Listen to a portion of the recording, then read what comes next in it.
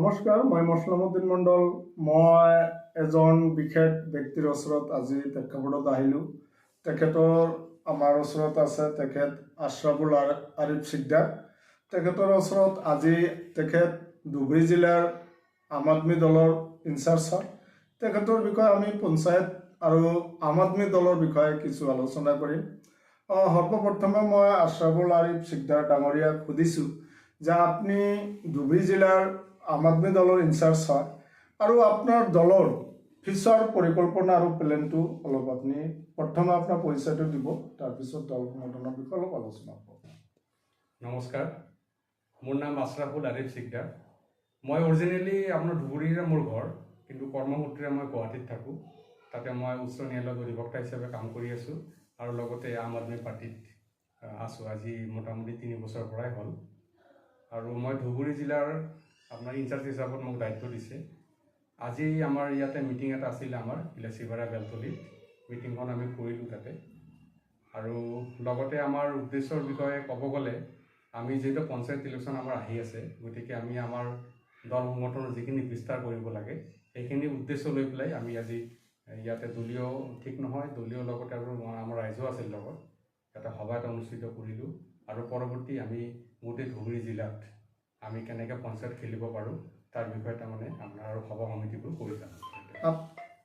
আপোনালোকে যি কাৰ্যসূচী লৈছে, এই কাৰ্যসূচীটো অকল ধুবুৰী জিলাৰ কাৰণে না গোটেই অসমত আপোনালোকৰ প্ৰচাৰটো চলি আছে? নিশ্চয়কৈ আমাৰ গোটেই অসমতে আমাৰ ইয়াৰ কাৰ্যসূচী আপোনাৰ চলি আছে। আৰু আমাৰ 126টা যিটো আমাৰ বিধানসভা সমষ্টি আছে, গোটেইখিনিতে আমি পৰৱৰ্তী আমাৰ আপোনাৰ কেণ্ডিডেট দিয়াৰ কাৰণে প্ৰস্তুতি চলাই আছোঁ। আৰু সেইখিনি কৰাৰ আগত বিশেষকৈ আমি আপোনাৰ পঞ্চায়ত ইলেকশ্যনত আমাৰ অসমৰ অসমতেই তাৰমানে গোটেই অসমজোৰা আমি কাৰ্যসূচী লৈছোঁ আৰু আমি কেণ্ডিডেট দিয়াৰ কাৰণে আমি আপোনাৰ বিবেচনা কৰি আছোঁ ইয়াতে। আপোনালোকে যি দলৰ কাৰ্যসূচী লৈছে, আপোনালোকৰ ফিউচাৰ প্লেন কি? আপোনালোকে কোনো মহাজোঁটৰ লগত চামিল হ'ব নে আপোনালোকে অকলে নিৰ্বাচনত প্ৰতিদ্বন্দ্বিতা কৰিব? চাওক, ইয়াতে মহাজোঁট বুলি ক'লে ইয়াতে আমি মহাজোঁট অসমত আল্টিমেটলি নায়েই ইয়াতে। আৰু মহাজোঁটৰ যিজন আমাৰ বিগ ব্ৰাদাৰ কংগ্ৰেছৰ কথা মই ক'ব বিচাৰিছোঁ, তেখেতসকলৰ যিখিনি তাৰমানে তেওঁলোকৰ যিখিনি কৰ্ম বা মানে সেই হিচাপত আমি চাব গ'লে আমি এইটো দেখা পাওঁ যে তেওঁলোকে অকলেই তাৰমানে মানুহবিলাকক যিমান দল আছে চববিলাকক মাতি লয়, কিন্তু যেতিয়া চিট মানে আপোনাৰ ভাগ বতৰা কৰিব লগা হয় তেওঁলোকৰ নিজা হেৰিতে তাৰমানে কৰে, আল্টিমেটলি কাকো চিট দিয়ে। আমাক ফৰ এক্সাম্পল হিচাপত আমাৰ বিগত আপোনাৰ যিটো আপোনাৰ পাৰ্লিয়ামেণ্ট ইলেকশ্যন হ'ল, তাতে আমাৰ চিট দিয়াৰ কথা আছিলে, আমাক নিদিলে। গতিকে তেওঁলোকৰ যিটো মনোভাৱ, সেই মনোভাৱৰ পৰা এইটো স্পষ্ট যে তেওঁলোকে অসমত আচলতে মানে আপোনাৰ জোট নিবিচাৰে। আৰু আমিও বৰ্তমানলৈকে আমি একো ভবা নাই। দেখা যাব যদি অদূৰ ভৱিষ্যতত যদি এনেকুৱা পৰিস্থিতি হয় তেতিয়াহ'লে আমি অত চিন্তা কৰিব পাৰিম, কিন্তু বৰ্তমান আমি পঞ্চায়ত ইলেকশ্যনটো অকলে খেলিম বুলি সিদ্ধান্ত লৈছোঁ। আপোনালোকৰ নিচিনাই আপোনালোকৰ পাৰ্চনেলি দল সংগঠনৰ কাম কৰি আছে।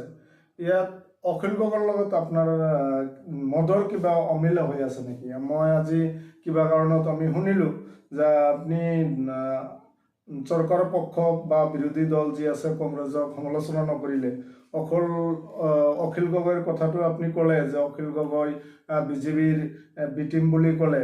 এইটো আপোনাৰ কিয় ক'লে? যে মই যিখিনি জানো ধুবুৰী জিলাৰ যিখিনি নেতৃত্ব আছে আগত আপত আছিল, বৰ্তমান সেই মানুহখিনি ৰাইজৰ দলত গৈছে।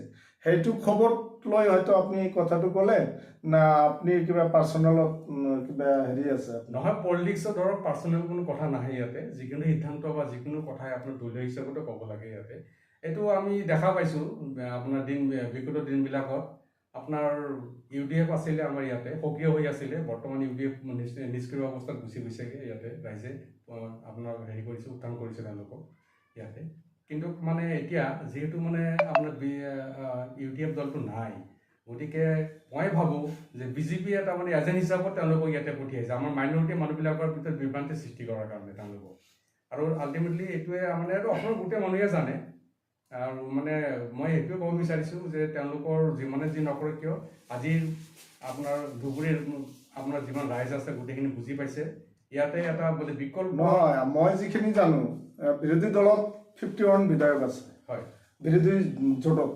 কিন্তু দেখা গ'ল যে যিখিনি উজনি অসমত ধুবুৰীৰ পৰা বা নামনিৰ ফালৰ পৰা যিমানখিনি শ্ৰমিক গ'ল তাত কামৰ খাতিৰত সেই মানুহখিনিক যে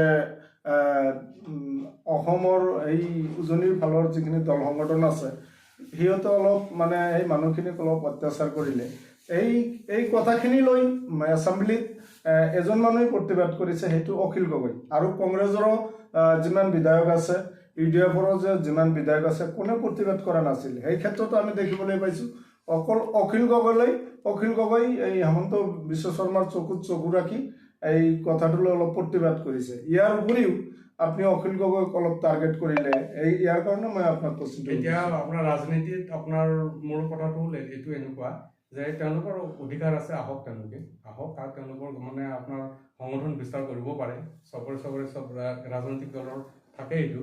কিন্তু কথাটো হ'ল তাৰমানে মাইনৰিটি মানুহবিলাকক বিশেষকৈ টাৰ্গেট কৰি লোৱাৰ কাৰণে কথাটো কৈছোঁ। যিহেতু মই মাইনৰিটি পটভূমিৰ পৰা অহা এজন লিডাৰ, গতিকে মোৰ চেণ্টিমেণ্টত কথাটো লাগিছে যে তেওঁ মানে অখিল গগৈ যিহেতু বৰ্তমান ইউডিএফৰ অলপ মানে গ্ৰাছৰুট লেভেলৰ হেৰিটো নাই, বৰ্তমান প্ৰভাৱটো নাই, সেই সুযোগত ৰাইজৰ দলৰ অখিল গগৈ অলপ চান্সটো ল'বই, আৰু সেইটো পাৰিলে আপুনিও ল'ব, সেইটো কথা নাই, যিকোনো দলেই ল'ব পাৰে। গতিকে এজনে যদি অলপ বেছিকৈ আগভাগ লয় এই ক্ষেত্ৰত আপুনিও ল'ব লাগে, কিন্তু এজন মানুহক আপুনি ডাইৰেক্ট টাৰ্গেট কৰিব নহয়। এইটো কোনো ব্যক্তিগত হিচাপত আমি ধৰিব নালাগে, ব্যক্তিগত হিচাপত মোক কোৱা নাই কথাটো ঠিক এনেকুৱা তাৰমানে পলিটিকেলি কথাটো কোৱা হৈছে, এইটো চব দলেই ক'ব। এতিয়া আমি ধৰক আমাকো মানে বেয়াকে কয় কিছুমান দলে, সেইবুলি আৰু মানে গোটেইখিনি আমাৰ পাৰ্চনেল একো নাই ইয়াতে। নিজৰ দলীয় আপোনাৰ বিস্তাৰ কৰাৰ কাৰণে এই ধৰণৰ কথা আহিবও পাৰে, গতিকে সেই মানে আপোনাৰ পাৰ্চনেলি মই একো কোৱা নাই। পাৰ্চনেলি তাক মই বিশেষ আচলতে যিখিনি চৰকাৰ পক্ষ আৰু বিৰোধী দল থাকে, যে এতিয়া ধৰক কংগ্ৰেছ বহুদিনৰ শাসন কৰিলে আৰু কংগ্ৰেছৰ বৰ্তমানত বহুত বিধায়ক আছে, এমপিও আছে, সিহঁতে আমাৰ মাইনৰিটিৰ যিখিনি সমস্যা কেতিয়াও কিন্তু আমি তেনেকুৱা উপস্থাপন কৰা দেখা পোৱা নাই। পাৰ্লিয়ামেণ্টেই কওক বা অসম বিধানসভাতেই কওক, তেনেকুৱা পাৰফৰ্মেঞ্চ আমি তেনেকুৱা দেখা নাই। সেইকাৰণে যদি আপোনালোকে সমালোচনা কৰে, কংগ্ৰেছকো কৰিব লাগিব, বিজেপিকো কৰিব লাগিব। এজন বিধায়ক অখিল গগৈ, তাক যদি আপোনালোকে বেছি টাৰ্গেট কৰে, হয়তো কিবা মানুহ মনত ভাবিব যে আপুনি কথাটো মানে ভুল বুজিছে। আমি আজিৰ মিটিঙত মানে মই যদিও মোৰ ভাষণত বস্তুটো মোৰ প্ৰকাশ পোৱা নাই, কিন্তু মোৰ আগত যিখিনি মানুহ ভাষণ দি গৈছে আমাৰ দলীয় আমাৰ লিডাৰসকলে, সভাপতি ৱেলকাম জনাইছে অখিল গগৈক যে তেখেতে কৰক, আমিও কৰি আছো। এতিয়া জনতাই কাক লগ দিয়ে সেইটো বেলেগ কথা। সেইটোৱে কথা। আপুনি যেনেকে মানে কুৱেশ্যনটো কৰিছে ঠিক সেনেকুৱাকে নহয়। তাৰমানে আপোনাৰ বিজেপিৰ এগেইনষ্টতে আমি কৈছো, কংগ্ৰেছৰ এগেইনষ্টতে কৈছো, অখিল গগৈৰ এগেইনষ্টতে কৈছো। এইটো আমাৰ ৰাজনৈতিক আপোনালোকৰ কথা হৈছে যে আমি আম আদমি এখন ধৰ্মনিৰপেক্ষ পাৰ্টি, ইয়াত সকলো ৩৬টি জনগোষ্ঠীয়ে ইয়াত কাম কৰিব পাৰে আৰু কাম কৰাৰ সুবিধাও আপোনালোকে দিছে। এতিয়া ধুবুৰীৰ পৰা শদিয়ালৈকে আপোনালোকৰ দলৰ সাংগঠনিক ভেটি মজবুত কৰাৰ কাৰণে হয়তো আজি আপোনালোকে গোটেই অসমত এটা টিম মানে চুকে কোণে ঘূৰি আছে, হয়নে নাই? যে আপোনালোকৰ অহা পঞ্চায়ত নিৰ্বাচনত আপোনালোকৰ স্থিতি কি হ'ব?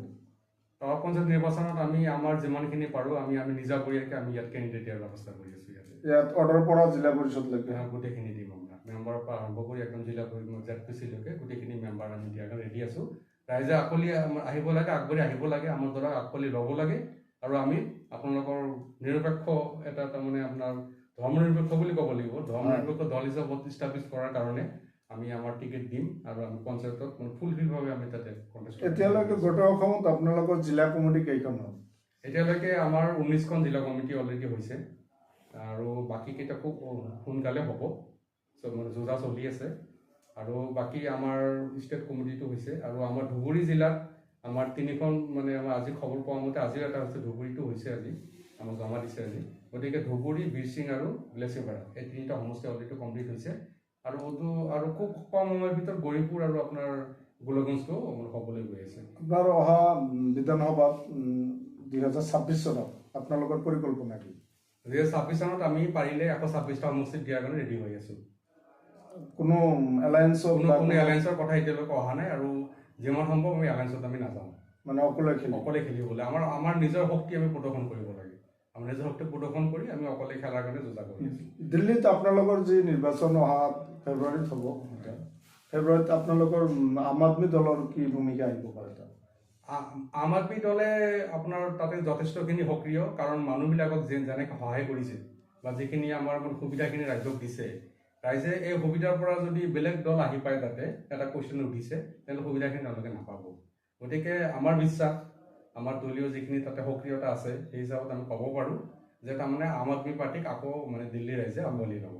সেইটো আমি চিয়ৰ হৈ আছোঁ। আপোনালোকে যে 126খন বিধানসভাতে যে প্ৰতিদ্বন্দ্বিতা কৰিব, জনতাক, ৰাইজক, অসমৰ ৰাইজক আপোনালোকে কি ইস্তাহাৰ দিব যে যেনেকৈ দিল্লী আৰু পঞ্জাৱ চৰকাৰত আপোনালোকৰ সংগঠন আৰু আপোনালোকৰ চৰকাৰ তাত যেনেকৈ ডেভেলপমেণ্টৰ ক্ষেত্ৰত সুবিধা দিছে, অসমৰ ক্ষেত্ৰত আপোনালোকে সেই ইস্তাহাৰ আৰু সেই আশ্বাসটো দিব নিচাওক। আম আদমি পাৰ্টি আৰম্ভণিৰ পৰাই ইয়াতে আমি আমাৰ উন্নতিৰ ৰাজনীতি কৰোঁ, আমি ডেভেলপমেণ্টৰ ৰাজনীতি কৰোঁ। আমি হিন্দু মুছলিম এনেকৈ এই ধৰণৰ ৰাজনীতি আমি দেখাও নাই, কৰাও নাই, আমি নকৰোঁ এনেকৈ। গতিকে আমাৰ অসমত আমি আগবাঢ়ি গ'লে আমাৰ দিল্লী মডেল আৰু পাঞ্জাৱ মডেল লৈ আমি আগবাঢ়ি যাম। আৰু মানুহৰ এইখিনি বেছিক নিডছ যিখিনি মানুহৰ, যেনেকৈ আপোনাৰ স্বাস্থ্য, যেনেকৈ আপোনাৰ ফ্ৰী বিজুলী, আপোনাৰ শিক্ষা মেইনলি, আৰু এইখিনি বস্তু মানুহক লাগে। আৰু এইখিনি বস্তুৰ ওপৰত আমাৰ বিশ্বাস, আমাৰ অসমৰ ৰাইজে আমাক ধুনীয়াকৈ আঁকোৱালি ল'ব আৰু আমাৰ ভাল হ'ব অসমৰ। ধন্যবাদ। মই আশ্ৰাফুল আৰিফ সিকদাৰৰ লগত কিছু দল সংগঠনৰ কথা, তেখেতৰ নিজা চিন্তাধাৰাৰ কথা আমি তেখেতৰ লগত অলপ প্ৰেক্ষাপটত আলোচনা কৰিলোঁ। তেখেতক মই ধন্যবাদ